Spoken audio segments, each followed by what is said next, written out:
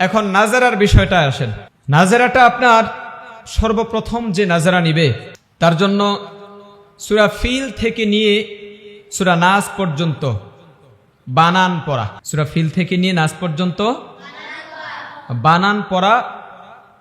আরেকটা বিষয় হচ্ছে কায়দার মধ্যে কিন্তু উচ্চারণ শেষ হয়ে যাবে, উচ্চারণ সহ কায়দাটা চলে আসবে।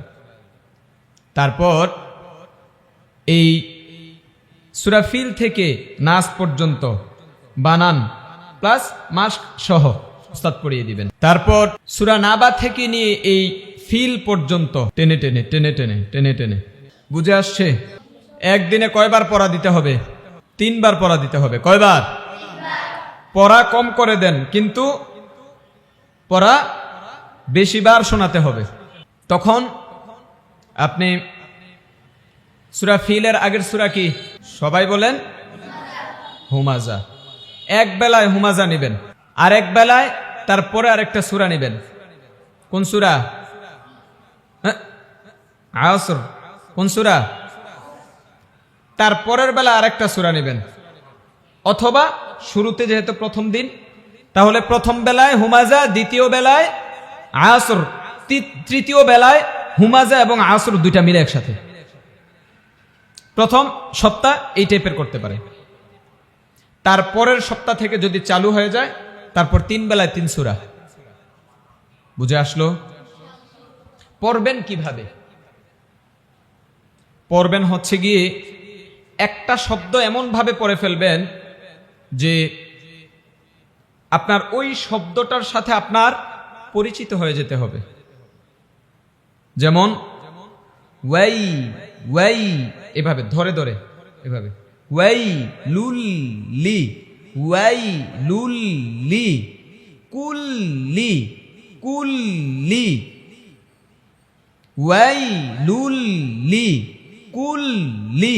এই যে কুল লি, কাফের মধ্যে পেশ ওপরে না নিচে, তাহলে এই যে আঙ্গুলটা উপরে যাবে। কুল, লামের নিচে না উপরে? নিচে। তাহলে কুল লি, কুল লি, ওয়াই লুল লি, কুল লি, এভাবে। বুঝে আসলো? চোখ বড় বড় কইরা দেখা দেখা পড়তে হবে। এখন যদি এমন হয় আপনি পড়তেছেন, ক্লাসের মধ্যে একজন মেহমান আসলো বা কেউ আসলো, আপনি পড়াটা থুইয়া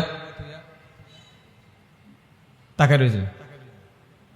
তারপর দরজাটা বাতাসে একটু জোরে লাগলো, দরজাতে তাকায় রয়েছেন,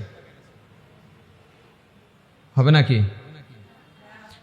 আপনার গ্রুপের মধ্যে 15 জন বাচ্চা, একজন উস্তাদের গ্রুপে, উস্তাদ ডাক দিছে, এই ওমর, সবাই তাকায় রয়েছেন। সবার নাম কি ওমর নাকি? তাহলে কিন্তু পড়া হবে না। বুঝে আসলো? এইভাবে করে পড়বেন, প্রত্যেকটা শব্দের সাথে পরিচিত হতে হবে। যেমন অনেক সময় এমন দেখা যায় না যে মোবাইল নাম্বার একটু ঘোলাগোলা দেখা যায়, রেজলিউশন কমের কারণে অনেক জুম দেয়, ফাইটা যায়, বোঝা যায় না। কিন্তু ওই যেই 1 থেকে 9 পর্যন্ত যেই ডিজিটগুলো আছে এগুলোর সাথে পরিচিত, যার কারণে একটু আপসা আপসা দেখলেও কি করা যায়, জলসাপ দেখলেও কি করা যায়, আন্দাজ করা যায়, আন্দাজ করে বের করা যায়। অনেক দূরে বাংলাদেশ লেখা, বাংলাদেশ শব্দটা, এই শব্দটার সাথে আপনারা পরিচিত আছেন? এক নজর যদি চোখের বাউলিতে যদি দেখেন, বলা যাবে না, পড়া যাবে না। কারণ কি? কারণ হচ্ছে এই শব্দটার সাথে আপনি পরিচিত, দেখছেন, এটা পড়ছেন, এটা ভালোভাবে আপনার জেনে ঢুকে গেছে। মাদ্রাসা লেখা শব্দটা পরিচিত না? হ্যাঁ, ধরেন একটা শব্দের সাথে আপনি পরিচিত না।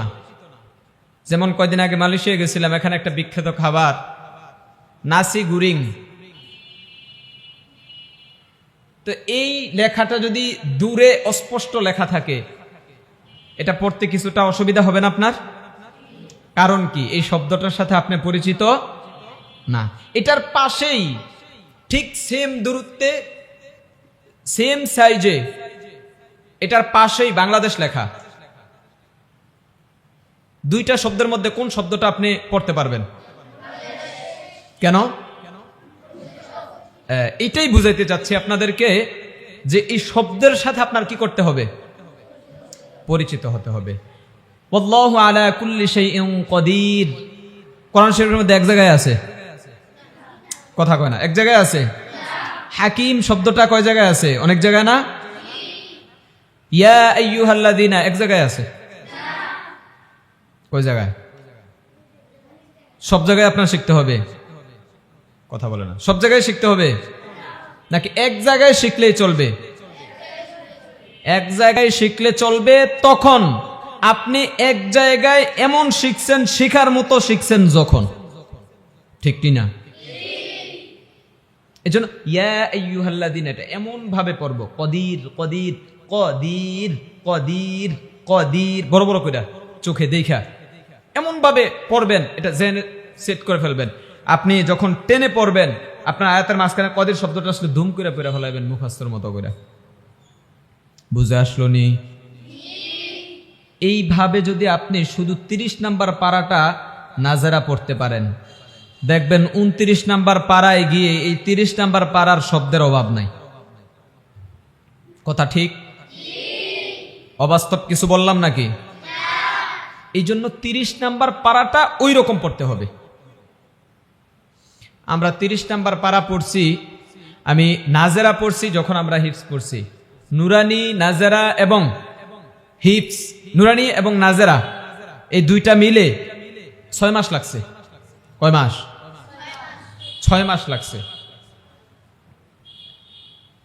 6 মাসে নুরানি এবং নাজেরা লইয়া হেফজ নিয়ে নিছেন, তাহলে কি পড়া হয়েছে?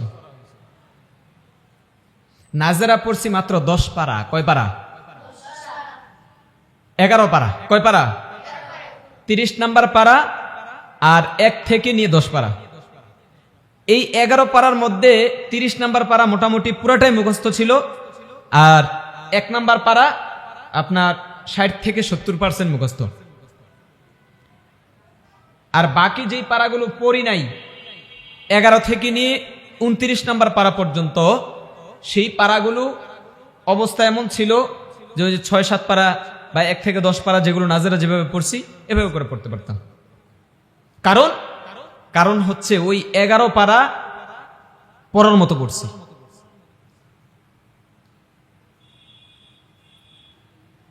আমরা যখন এই পড়া পড়ছি তখন আমাদের হিফজখানায় ছাত্র ছিল 60 জনের মতো। কয়জন? 60 জন।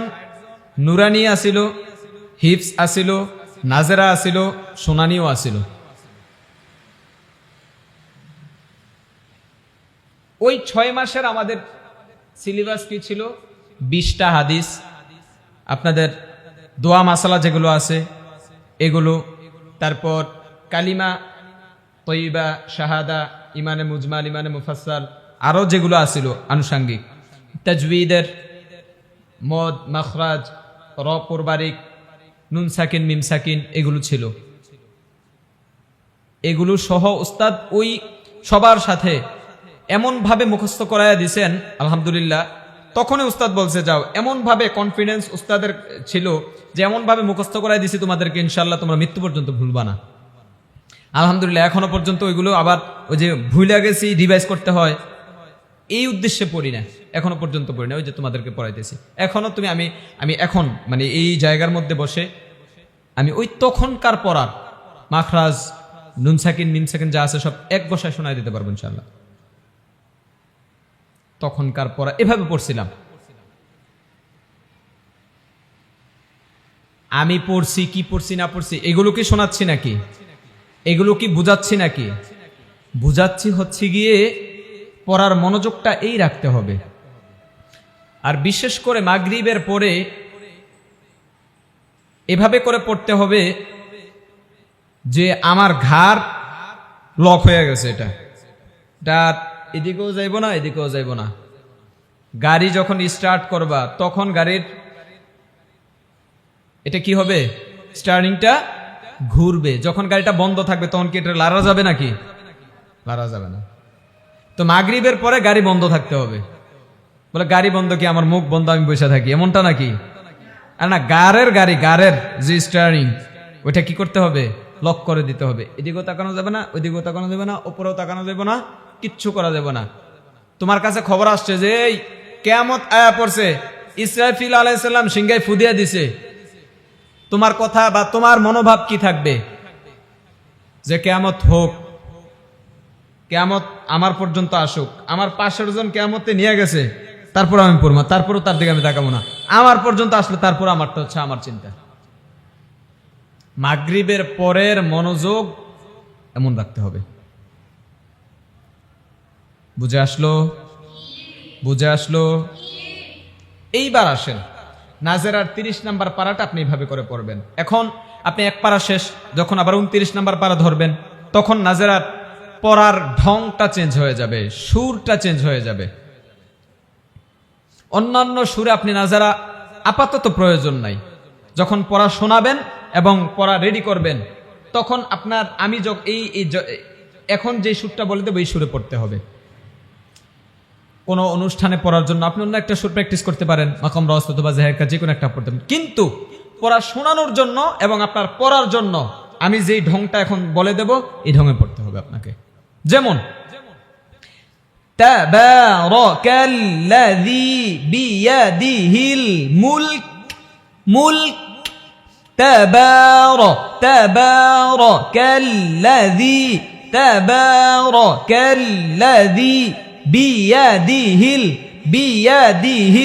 বিয়াদিহিল মুলক ওয়া হুয়া আলা। কোরআন কারিমে একবার আছে আলা শব্দটা, ওয়া হুয়া শব্দটা একবার আছে। এই যে আবার ওয়া হুয়া আলা কুল্লি শাইইন, গুন্নাটা মোটা না পাতলা? হ্যাঁ, এই যে মোটাটা এখানে বের করে ফেলতে হবে। ওস্তাদ তো ওই যে কায়দার মধ্যে আপনাকে কি পড়াবে? তাজবিদ পড়ায় ফেলবে, আর এখানে প্র্যাকটিক্যালে এটা কি গুন্না হয়েছে বলো, সাথে সাথে তোমার বলতে হবে যে এটা এই গুন্না হয়েছে, এটা মোটা না পাতলা? মোটা। কেন মোটা? সব বিস্তারিত তোমাকে বলতে হবে। 29 নাম্বার পারাটা তোমার মাখরাজ এবং তাজবিদ, মাদ, প্রত্যেকটা পৃষ্ঠা এজারা করে করে তোমার পড়তে হবে। তাহলে তুমি আর কোনোদিন তাজবিদ, মদ, মাখরাজ ভুলবা না। অঙ্ক পোলা পাইন এগুলোরে প্রথম সাময়িক পরীক্ষায় মদ, মাখরাজ, তাজবিদ এগুলো পড়ায়, দ্বিতীয় সাময়িক পরীক্ষায় আবার খেয়ার দেওয়া লাগে, এগুলো নতুন করে মুখস্থ করার লাগে। দ্বিতীয় সাময়িক পরীক্ষায় পড়ায়, আবার ফাইনাল পরীক্ষায় যাই বুঝলা, আবার এগুলো নতুন করে মুখস্থ করানো লাগে। কে এতবার মুখস্থ করান লাগবো? কে মুখস্থ করতে তোমার কষ্ট হয় না? বারবার মুখস্থ করতে কথা কয় না? ওস্তাদের আবার নতুন করে মুখস্থ করতে ওস্তাদের কষ্ট হয় না? একটা জিনিস বারবার মুখস্থ করতে ভালো লাগে নাকি? তো তুমি 29 নম্বর পার্টটা নাজারের মধ্যে এভাবে এজারা করে ফেলো। এভাবে যদি কেউ এজারা করে তাহলে কি ভুলবে নাকি? একটা বাচ্চার একটু টাইম লাগুক, 29 নম্বর পারাটা 1 মাস সময় যাক বা 1.5 মাস, সর্বোচ্চ 2 মাসে সময় যাক, ওস্তাদ কি করবে? তাজবিদ, মদ এবং মাখরাজ একটা বাচ্চার 1 পৃষ্ঠা থেকে মিনিমাম 40 থেকে 50টা প্রশ্ন করবে। এই বলো কদির টান হবে নাকি? হ্যাঁ হবে। কেন হবে? এই জন্য হবে। বলো তো কেন হবে কদির? জোরে বলো। হ্যাঁ, মধ্যে আর জেনে সেট হয়ে যাবে, জীবনেও ভুলবা না ইনশাআল্লাহ এভাবে করে বললে। এখানে চলে গেল তাজবিদের পাঠ, মাদের পাঠ, মাখরাজের পাঠ। কদির কফ হরফটা কত নাম্বার মাখরাজ বলেন? হ্যাঁ, 5 নাম্বার মাখরাজ। কি বলেন তো?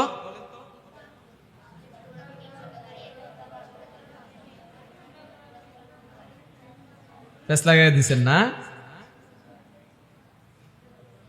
আমি কি কফ নাকি কাফ জিজ্ঞাসা করছি? তো কফ কত নাম্বার মাখরাজ? তা আপনারা যদি ধুমসে 5 নাম্বার মাখরাজ বলতেছেন, এটা হচ্ছে মনোযোগ। জিব্বার গোড়া তার বরাবর, তার বরাবর মানে কার? তারটাকে, হ্যাঁ, জিব্বার গোড়া। এগুলো বুঝতে হবে, বুঝা পড়তে হবে। তো